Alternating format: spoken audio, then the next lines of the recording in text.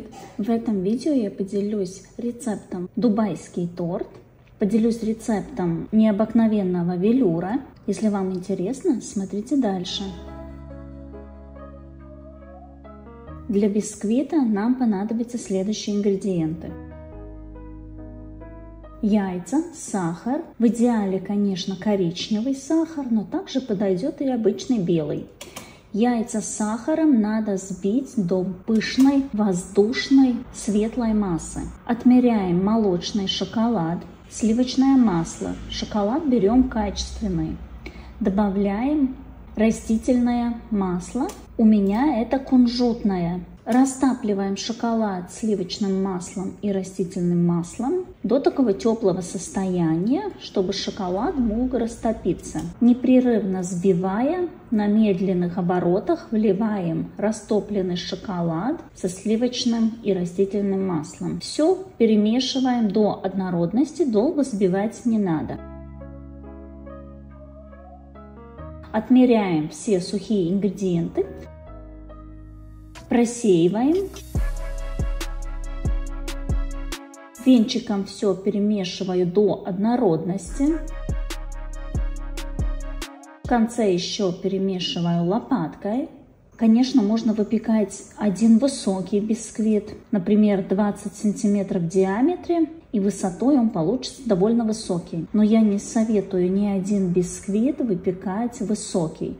Тогда увеличивается время выпекания, и есть риск, что по бокам бисквит начнет не подгорать может, а подсыхать слишком много. И середина тоже может начинать подсыхать. Поэтому я взяла 3 формы 16 сантиметров в диаметре. И все это тесто делю. Так как в этом тесте много шоколада, сливочного масла, масса получается довольно такая тяжелая, чтобы не образовалась шапочка при выпекании, обязательно покрываем каждую форму фольгой. Выпекаем 160 градусов, примерно 25 минут. Но время выпекания, конечно, зависит от слоя теста, диаметра формы, поэтому всегда готовность проверяю сухой палочкой.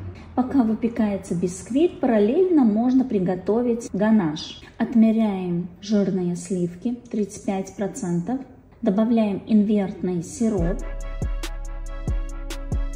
отмеряем молочный шоколад.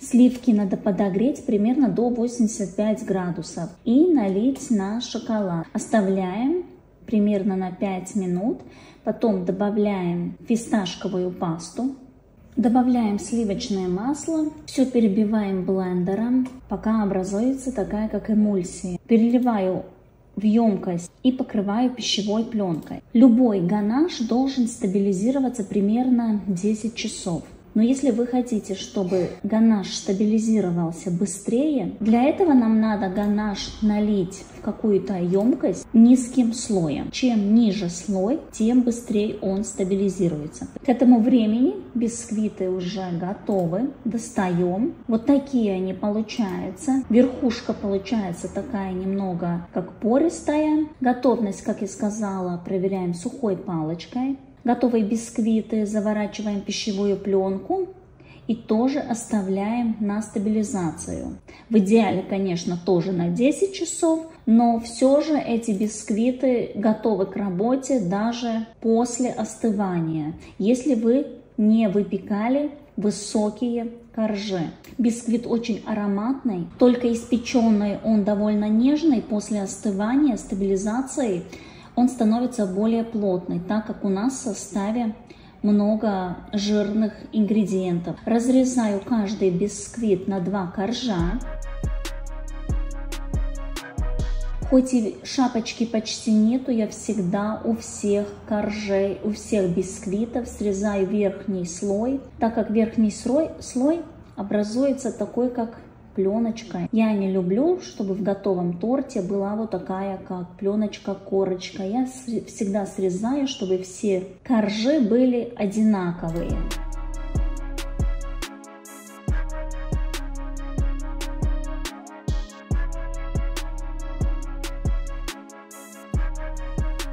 После стабилизации ганаш должен быть вот такой твердый, плотный.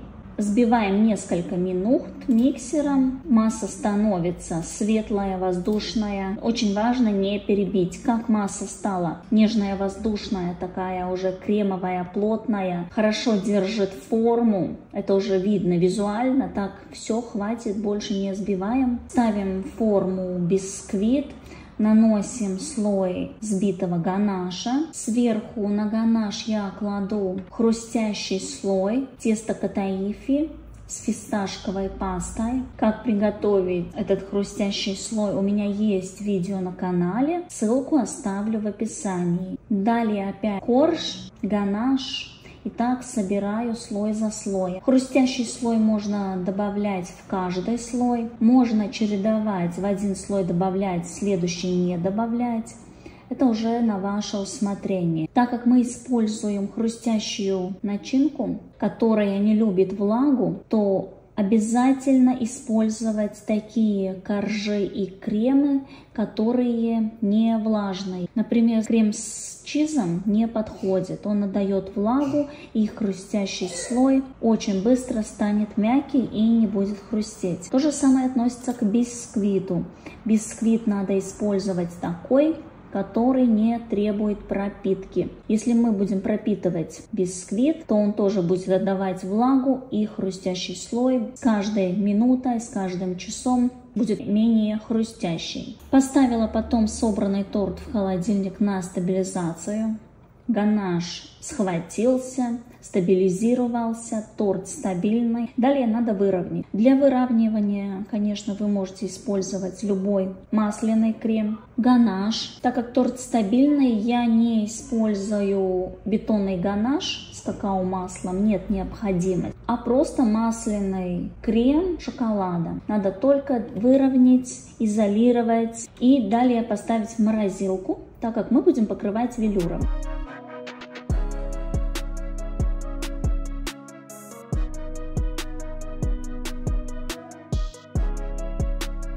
Может, кто уже знаком с этим велюром, может, кто-то видит впервые.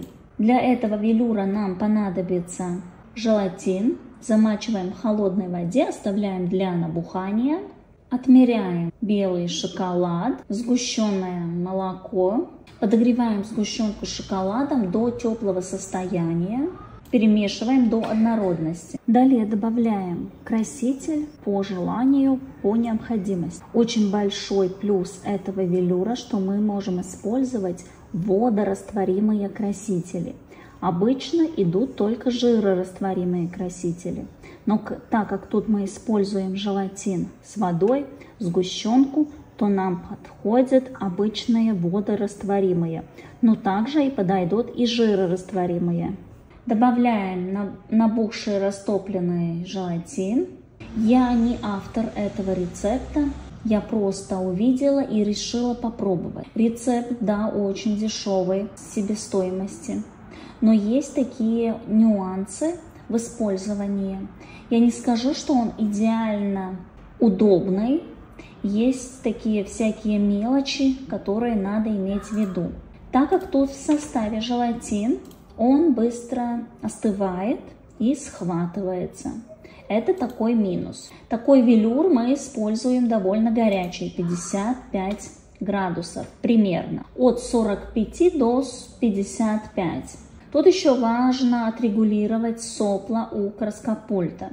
Так как это довольно такая более густая масса, чем какао-масло и шоколад, тут вы регулируете, смотрите, чтобы хорошо выходила масса и образовалась крошка.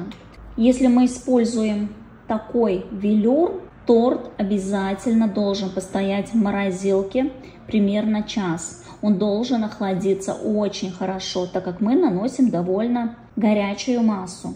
На муссовый торт гораздо легче он наносится.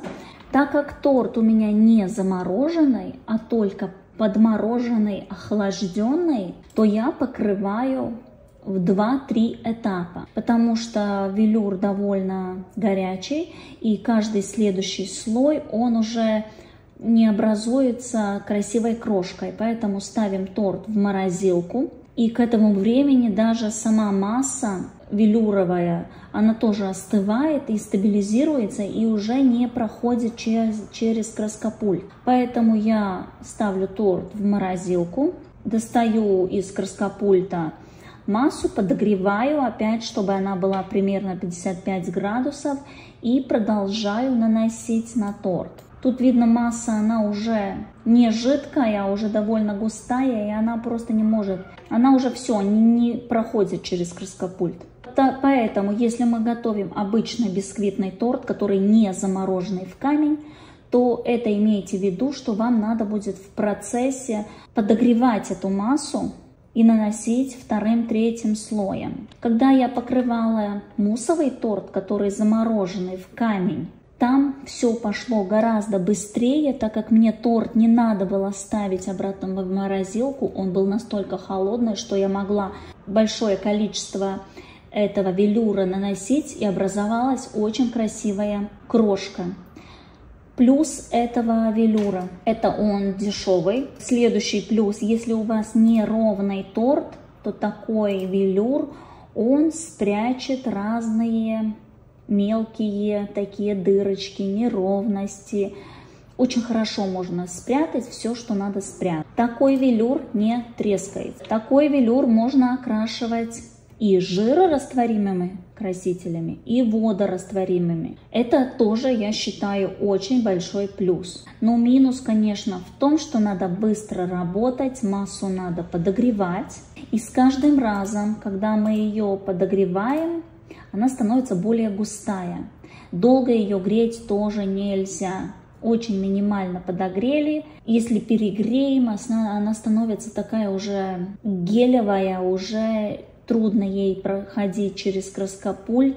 Поэтому, если остались какие-нибудь остатки, я не советую их сохранить и потом опять использовать. Они уже неудобные в работе. Остатки я выбрасываю и готовлю в следующий раз заново. Далее я торт буду украшивать масляным кремом в стиле ламбет. Тут вы уже можете на свое усмотрение. Но так как сейчас в тренде этот торт с короной, с блестками, я решила тоже приготовить. И сам торт ламбет, мне тоже кажется, что он очень долго еще будет в тренде. Лично для меня стиль ламбет, наверное, всегда будет в тренде, так как он довольно такой нежный, красивый, праздничный.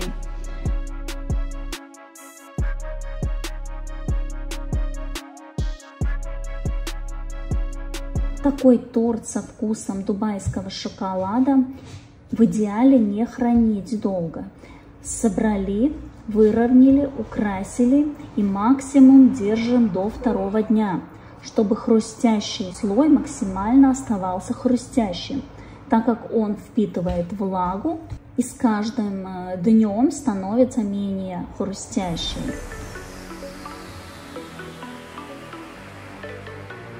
Далее разрезаем торт. Только из холодильника торт разрезается с таким небольшим усилием, так как у нас внутри хрустящий слой. Хоть и сам торт нежный, хрустящий слой немного как бы мешает легко разрезать. Разрез, я считаю, получается очень красивый. Небольшой минус этого состава, что хрустящий слой, он такой рассыпчатый, он не держится вместе, поэтому такой высокий торт сразу надо ставить на досочку и разрезать вот в таком положении. Торт по вкусу, если использовать качественные ингредиенты, прям вот напоминает вкус дубайского шоколада. Поэтому в бисквит я добавляла кунжутное масло. Эти такие мелкие нюансы, которые очень ярко дополнит общий вкус. Если вы не хотите готовить дубайский торт, то я думаю, этот бисквит себе в копилку вы обязательно должны добавить, так как этот бисквит можно готовить и на белом шоколаде, и на темном шоколаде, и на молочном шоколаде. Меняем шоколад и создаем новый вкус торта. Бисквит очень удобный, готовится очень просто, получится у всех. Нет тут никаких таких нюансов, которые надо соблюдать, чтобы получился этот бисквит. Также ганаш очень удобный для любого торта. Только в этот ганаш мы не можем заменять шоколад. Тут все рассчитано на молочный шоколад. Велюр прям вот идеальный для того, чтобы торт не трескался. Такой велюр можно наносить на любую поверхность. Самое главное, чтобы была замороженная поверхность. Замороженный любой торт, любой крем хорошо покроется этим велюром. Спасибо за этот рецепт красноволосой девушки, которая делится бесплатно своими экспериментами, рецептами. Если вам понравился видео, ставьте лайк, подписывайтесь, комментируйте, жмите на колокольчик, чтобы не пропустить новые видео, рецепты, эксперименты. Вам не трудно, мне приятно. Всем пока!